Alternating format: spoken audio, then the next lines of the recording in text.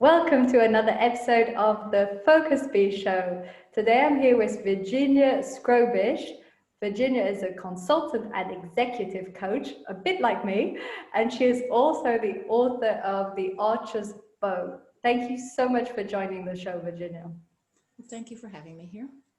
It's a real pleasure and an honor. And I'm also reading your book at the moment and really enjoying it. And there's a few points that I'd like us to cover today because I think they're very insightful and can help a lot of people also. Okay, fine. The first point I'd like to dive into is one of the paradigms you mentioned in terms of success and failure. And you also explained that it's important to redefine success and failure. Could you tell us a bit more about this? Yeah, this is actually huge, and it's really interesting because um, the book is titled The Archer's Bow, and then the subtitle, which is very important, is that it's a book that will forever change the way you think about parenting. And this has a lot to do with the success and the failure in part because there are a lot of books about how to raise your kids where the title is how to raise your kids for success, and nobody ever actually says what is success. No, people don't actually question that. And because in our coach training we learn to question a lot of things, a lot of the things that people take for granted because we may have a different understanding of the same term. So I started to delve into the idea of success, and in truth, there's a place somewhere in the book where I define it a little bit as what our founding fathers in the US anyway considered it, which was the right to life, liberty, and the pursuit of happiness. And this is success for me. Now, this is important because a lot of times we think success is getting a good job, making money, being popular, or being an influencer nowadays. I guess that would be one. And honestly, it can be a sign of success. The thing is, it should be success in the eyes of the person who achieves it. And very often we achieve success based on what we're told it is. And we're told that by people in our lives, particularly when we're very young. We're told to aim for all of these things. And if as children our dream is something else, very often it gets discounted. So that's one thing. The thing about success is really, really big, because what I suggest is that we allow our children to define success by their own, using their own benchmark, let's say. And that takes a while for them to develop, but basically, and it may shift too. So it's a learning process. And failure is another funny one, because we all know, everybody knows, you're supposed to be able to fail. That's part of learning. Nobody in their life practically actually accepts failure. Like we just, they say, if at first you don't, that expression, if at first you don't succeed, then try and try again. Well, we try once, we fail, and we just throw in the towel, and that's it. That happens a lot. Or even the thought of failure, that what they call that paralysis and analysis paralysis, often that's the fear of failure before we even begin. So what I suggest is that even if we have these kind of beliefs, let's say, around success and failure, we can allow our children to grow up with a different way of looking at them, so they can see failure as just one more learning, which is generally what children do. I mean, when kids play and they compete with each other, and somebody loses and somebody wins, and then they just go back and do it again, but it's part of the process, and we just dramatize it because as parents, and then as adults in general, because we don't want our children to be disappointed, or maybe we don't want to be disappointed. So the thing with failure is that if you are actually willing to fail, you will go much farther than if you're not willing to fail. So if people are not willing, if they're afraid to fail, they're going to stay in, that straight little narrow path that's very safe, and nothing new really happens there. People who are creative and really get things going are people who are willing to fail. And usually we don't see the whole process of failure. We see that success at the end. And so it makes it harder to understand. So that's a little bit about success and failure. And I should say that one of the reasons why this is a big deal is that as a coach, and I work with people who are facing their own obstacles, and a lot of those obstacles are self-created based on their own limiting beliefs. Well, you know this because you're a coach as well. And a lot of it comes from their belief around, excuse me, I've got to cough for 1 second. Let me see if I can. Sorry about that. I just had a little, about their belief about failure and what that means, you know, and what's expected of them. Expectations is a really big deal. So anyway, I don't know if I've answered your question correctly. Let me just take a little throat. Yes, you did. Here. Yes, you did. I really like the way you shared the importance of how we look at success and how we look at failure, and how we're told that failure is a great part of learning, but that it's sometimes hard to actually put this really in practice. And also I'd like to say for the listeners who don't know, Virginia's book is on parenting, but I find that a lot of the lessons that Virginia shares can be applied to either entrepreneurship or leadership if you're leading teams. I also found there was a lot of analogies in terms of leadership, like not micromanaging, helping them have the potential, you know, raise the potential from within. And also obviously it can be applied to parenting, which is the subject of the book.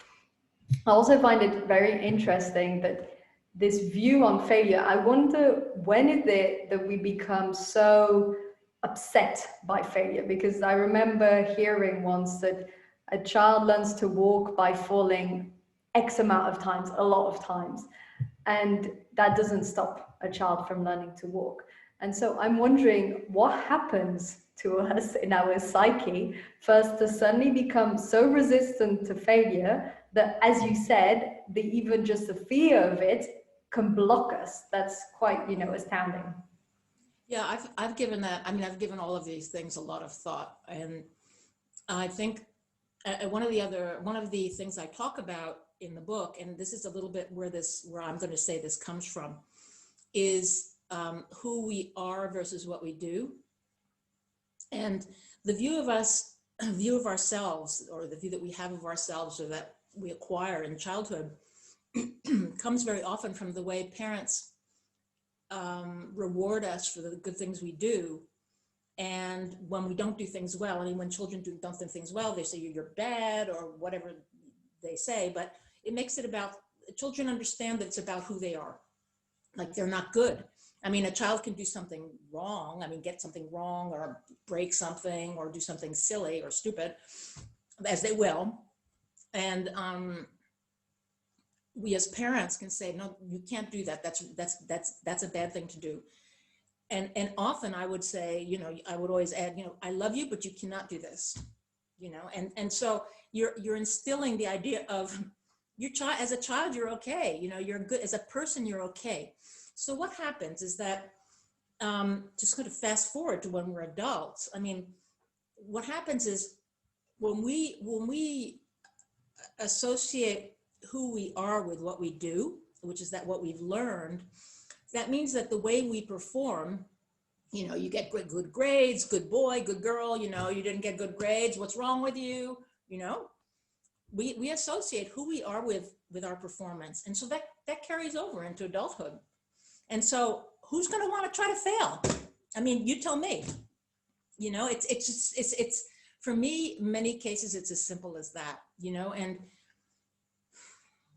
failing is actually, it becomes a big idea, a big deal in our minds, but I would say a lot of it comes from that. So I don't know if you have more questions on that. I mean, to me, that's a huge thing. It's also about how do you give children self-confidence. And don't forget, you know, you and I coach adults, but those adults were once children, and many of the fears, the obstacles that they perceive in what they're doing come from their own beliefs that they acquired in childhood. And that's why I talk about that. Does that help? Yes, and it's interesting at the end of every question, you sort of wondering if there was a right answer. There's never a sort of a right answer. I'm just looking at your perspective on these things and what you mean when you share them in the book. I feel that it's such an interesting point why we become so resistant to failure. And I was definitely reflecting on this while I was reading your book, because I have like the hyper achiever syndrome. So, you know, my self-worth is linked to my performance. I've worked on this. I don't feel as strongly. I still work in high performance, but partly the reason I do this is because I want to help people have sustained high performance in their life and their business, but without being a hyperachiever, i.e. without burning out, overworking, and feeling that their self-worth is only linked to their performance. This is why I like to ally both high performance and mindfulness in this podcast. I talk about both topics because I feel they're related. So I always question myself in terms of, am I working like the high performance environment or self, but without somehow depending on it. It's a strange sort of balance, but I'm trying to say is through understanding failure and success, it can help us to manage our performance in a way that is balanced and sustainable in the long run, if that makes sense. That's absolutely wonderful what you're saying.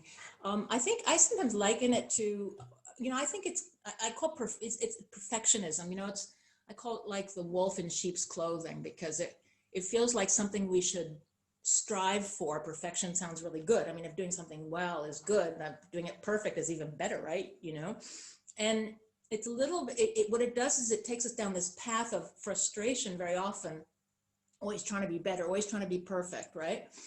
And what I've discovered in people who are like this very often is that they already have really strong values and principles around doing things well, you know, doing things well, doing a good job. It's just kind of an innate value for these people. And the whole idea around perfection is just sort of an additional thing that they've kind of acquired. And if you get rid of the perfection, and I actually ask my clients to experiment, I just say, listen, just take a couple of weeks to try it out and just don't be perfect. Just do things well enough. And you discover that I said it's impossible for you to do things badly, because it's not who you are. And you discover people, it's like yourself. I'm absolutely sure that you have a value system that is about doing things well. I mean, just the way you set up the podcast, just the way you do this, it's very clear to me, right?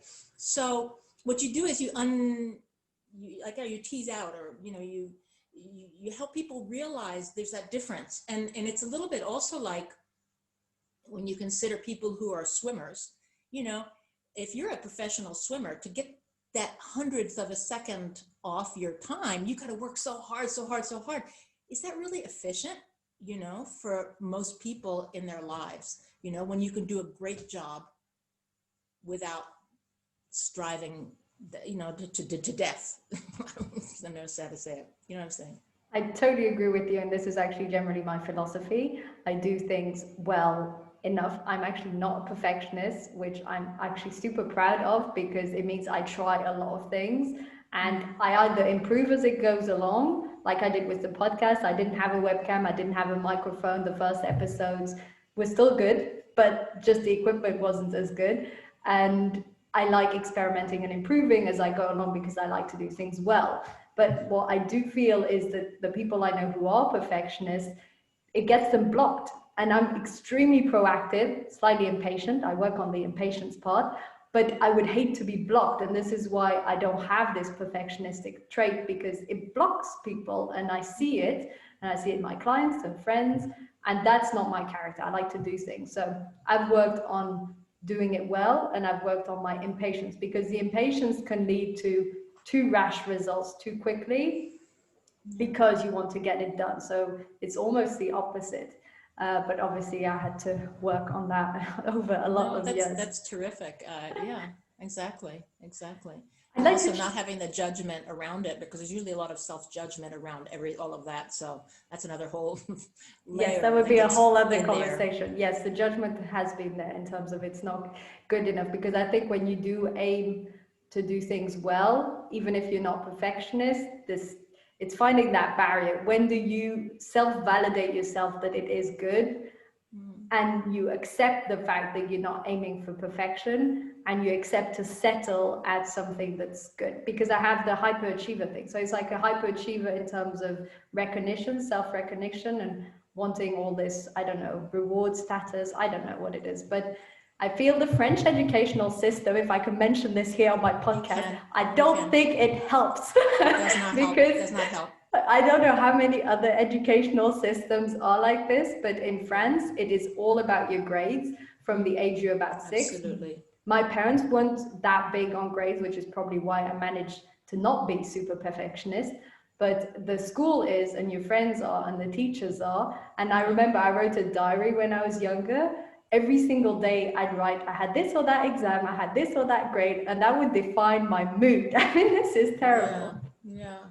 I absolutely get what you're saying. It's totally, and congratulations. But I will add one thing, that when I work with clients who are kind of perfectionists, what they discover very interestingly is that when they stop trying to be perfectionists and they just try to do things well, they actually come out better, right?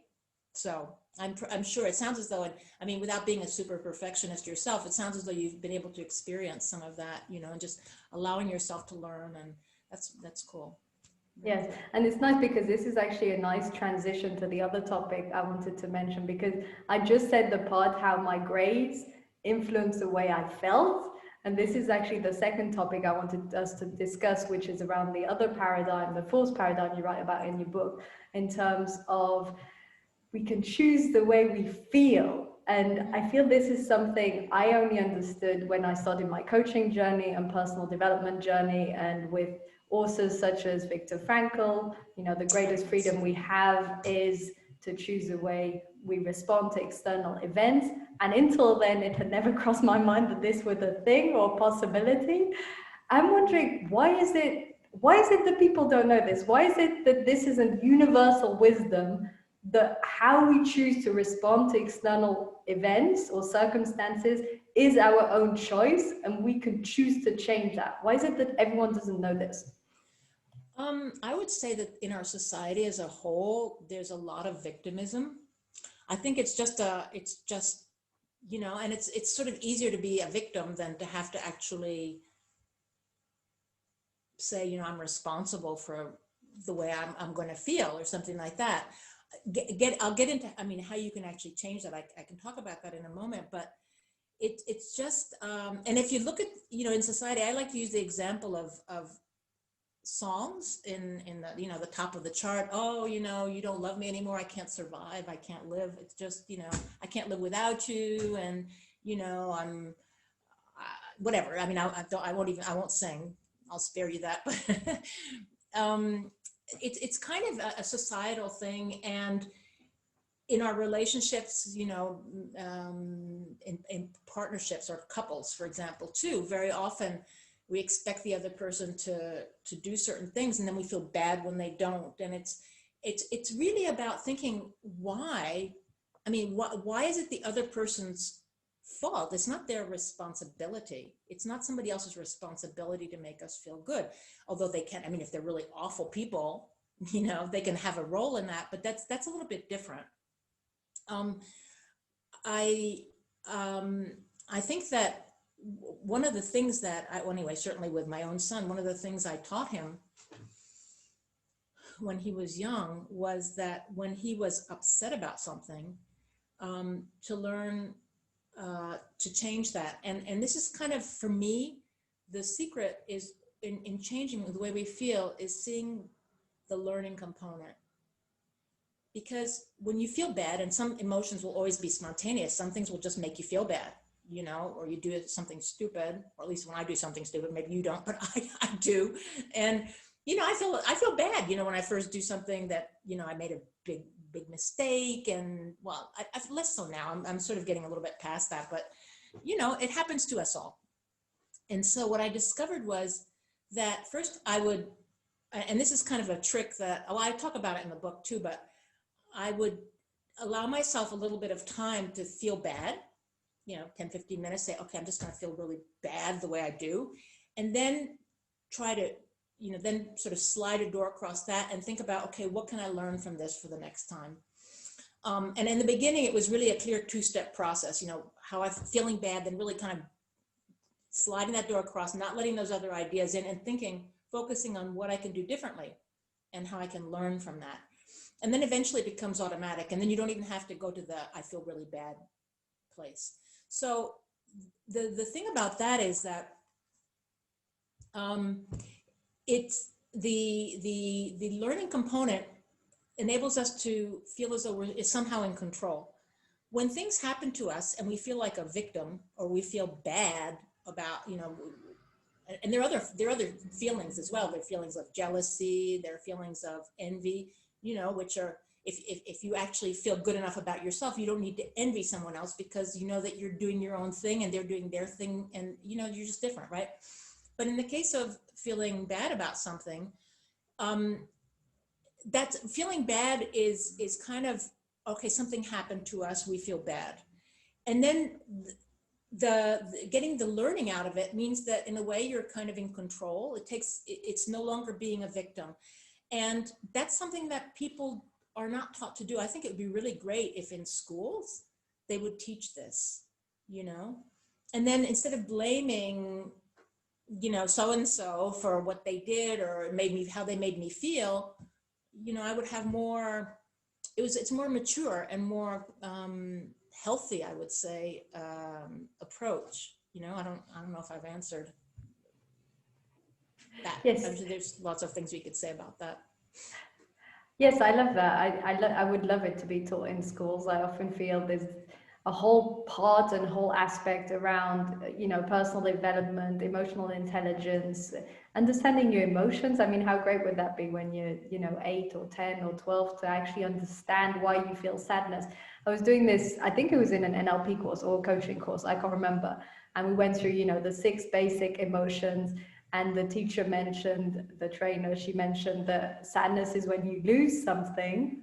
And I never knew that, I was in my late 20s and I didn't know that sadness was loss. And it can be loss of a hope, it can be loss of a person, it can be loss of but it's always loss, and happiness is always gain.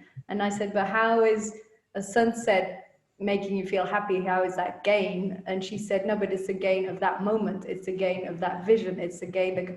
And just understanding that is something that really helps me, because when I feel sad or when I feel happy, I think, okay, what did I lose? Oh, I lost this. Okay, what will help me transit? Because sometimes it's loss of hope. You had a hope that this situation would work out, or this person would be your client, or whatever it is, and then it doesn't work out, and then you feel sadness, and then understanding it's a loss. So this would be one of the numerous topics that would be great to be taught in school, but how we feel and the circumstances, and not thinking as a victim, that would be really powerful. And I love the explanation you gave in terms of what did I learn from this. I generally do this with big stuff.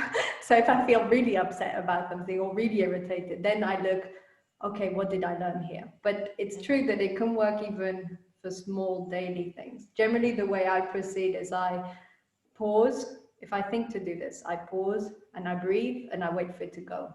That's generally why. Because I realize that if I continue my day with that emotion, it builds up. So I try and catch it earlier. So if I contrast it to the way you do it, where you wait, you let yourself sort of wallow in it 10, 15 minutes.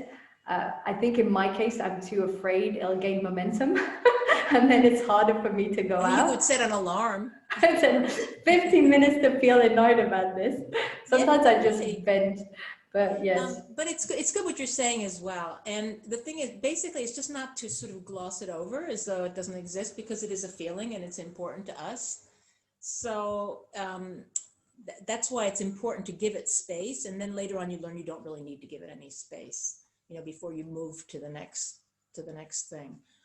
But yeah, for sure. I really like what you're saying. Well, there are different approaches, certainly. That was one that worked for me. I taught it to my son, and he actually became better than I was very quickly, because how kids, they learn things very quickly anyway. So yeah, it's just, taking things in their stride, and it gives them a much greater stability, instead of things that happen to us knocking us off course, and, and anyway. That's enough for my view on that. No, I think this is great. And I'm also happy that listeners now have like two options. You can follow Virginia's option and wallow a bit in it for 10, 15 minutes and then take the learning and move on and change how you feel. Or my approach of stopping it as soon as you notice and breathing, accepting is a huge part, letting go and then moving forward. Something else I do, I just realized, sometimes I try and look at the trigger. So I see what happened, in which way, how did that make me feel, why did that make me feel this way, just so I get to understand myself a bit better. And then I try not to judge, because I think this is very common. If you know, something happened and we feel sad or annoyed, we might think afterwards like, why did I get annoyed about this, or this was not worth getting annoyed, and then we sort of are even more frustrated with ourselves for having had an emotion. And I think that just goes against the whole acceptance of emotion, and it's not a healthy approach. Yeah, it's really what you're saying. It's about learning something from it. I mean, however you do it, you in the end, you say you also explore maybe the trigger, but the idea is to learn and then to be able to move on. And you know, we're not our emotions. Our emotions are something that comes up, but it's not who we are. Emotions change even around the similar or the same scenario. When at different times in our lives, we could see same scenario and have different emotions around it. So emotions come and go, and it's really important to acknowledge that. So anyway, yeah, I think that's. Yes, definitely. That was another powerful learning. Understanding that we're not our thoughts and we're not our emotions. That takes quite some practice to fully accept this, acknowledge it, and to see the benefits of not functioning like that, I feel. Yeah. Yeah. I feel we've touched on a lot of different topics, but the two main ones which I did want to cover in terms of failure and success, and how we manage our emotions, or how we're not in a victim attitude. So this is what happens when we have two coaches together for the listeners. These are the sort of things we talk about if ever you were curious what happens behind the rooms. Before we finish, would you like to share with us what inspired you to write your book? Because I think it's a fantastic book and it can definitely be applied to parenting and leadership. So if you could just tell us what inspired you to write this book. You know, it's funny because it started out as seeing how kind of self-confident, never arrogant, but how self-confident my son was. He always did his own thing. He never felt he had to um, you know, do what other kids were doing. Other kids were wearing those grunge, what was it? I don't know what it was at the time. They were all, you know, with the chains sometimes and this and that. And he would just go in with his tracksuit. He was fine. And actually, because he was really fine with the way he was, he was respected by the other kids in his class. And I always thought, you know, where does this come from? And I started exploring, because I have to confess that when I raised him, it was really kind of an experiment. And I say an experiment without a map, because I was just trusting that he had within him what he needed, um, to know what his dreams were, where he wanted to go with his life eventually. And of course, I set the framework for it, which was respect, some discipline. You always have to respect other people and nature and things like this. And so that was kind of where it started. And I started thinking, well, maybe some of the things that I do with my son would be helpful for other people to know about. And then I realized through the coaching, because my son was 19 before I became a coach. So it wasn't as though I was a coach and applying all these things to my son. I was kind of just finding my way. And then I realized that my coaching clients were coming with these obstacles. And I'm talking about people in really, you know, sometimes C-suite, people who are high level professionals. I mean, they're human beings. They were kids once. And some of the beliefs that they walk around with are actually from them, you know, and you see you're coaching them to overcome certain obstacles that aren't inherent to the actual challenges they're facing at work. It's more about how they feel about it, or their belief in their ability to take that on, or what they think should happen, or how they feel they should manage their team. There's a million things that it could be. And so I started connecting the dots and realizing that a lot of the issues that we have as adults really come from, I mean, this is not a news flash. I mean, we all know that what the issues we have as adults come from the way we're raised as children, but I decided to really explore that much further. And I thought, well, okay, so even if we are, you know, as professionals or as parents, we have our own issues or our own limiting beliefs we've grown up with, it doesn't mean that we have to necessarily hand that down to our kids. You know, what if we could just raise our children to be themselves without our limiting beliefs? So we give them our love, we give them our support, we give them, you know, an interest in certain things that maybe otherwise they wouldn't know about. And then we teach them about, you know, caring for their health and eating well and these things, but that, you know, who they're going to be is really kind of their thing. And that's what the book talks about. And it's okay, let me just say one last thing. And it's, as parents, we often think that we have to share our experience with our kids because that's our role. Our role as parents is to give them the benefit of our experience. And I say no. I say most of our experience is just the result of the way we see reality, and what we've experienced has also been colored by our own limiting beliefs. And so we can just end up passing that on because we could tell our kids, okay, don't do that, it's not going to work for you, or do that, that'll be better. And it's based on our experiences. We don't know how they're going to do it, you know? So when we give our kids the opportunity to strike out and sort of swing out and give it their best shot and try to do it their own way, apart from gaining experience themselves, maybe they'll do it, you know, something that we were unable to do. We don't know. And so that's why I kind of turn the parenting paradigms a little bit on their head in some ways. And children who are allowed to want their own dreams or believe in themselves without their parents saying, no, don't do that, that's no good, I mean, it's not worth it, and do that instead, which is something that actually creates a lot of insecurities in children, because we all have our own GPS, which is kind of telling us go this way. And when you've got somebody telling you, no, that's not, don't do that, that's the way to go,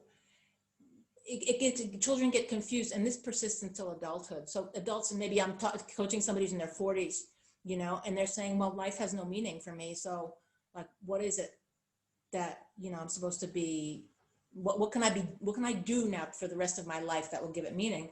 And they've just followed basically other people's precepts and their experiences. So I know our time is up. I could talk forever about this. This is really important, but that's kind of how the idea came around for the book.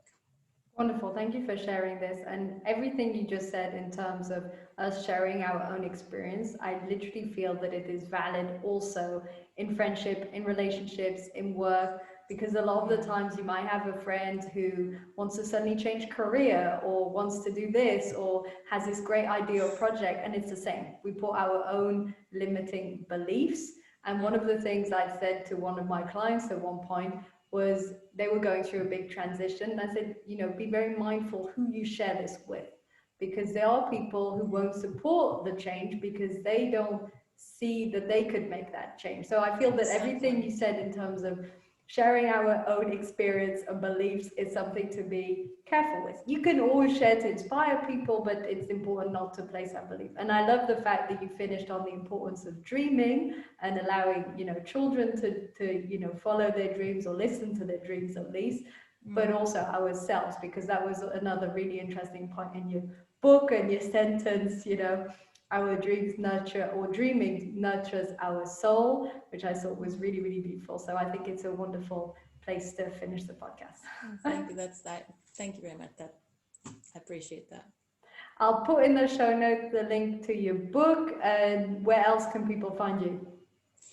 Well, I mean, they can find me on, obviously you mean find me or the book? Yeah, I'm on LinkedIn. Yes. That's easiest. And I have in my author page, which is not up yet because everything has gotten delayed. Maybe it'll be up by the time you get this out. And basically the book is on Amazon, and it'll also be available in bookstores if you order it using the ISBN number, which is also on the Amazon page. So yeah, I'm looking forward to people reading it and also sharing the thoughts. In fact, somebody I know in the UK is planning to, with some parents in her daughter's class, are planning to have a book club kind of discussion around it for parents, you know, And I thought that was a brilliant idea, because regardless of what you think, if you can have a conversation around it, you can always learn more. Everybody learns more out of the experience. So I thought that was a great idea, and I hope there'll be more of those. Definitely, I think that's a wonderful idea. Thank you so much for joining the podcast, and thank you so much for all your insights into all these different topics. Thank you. Thank you for having me.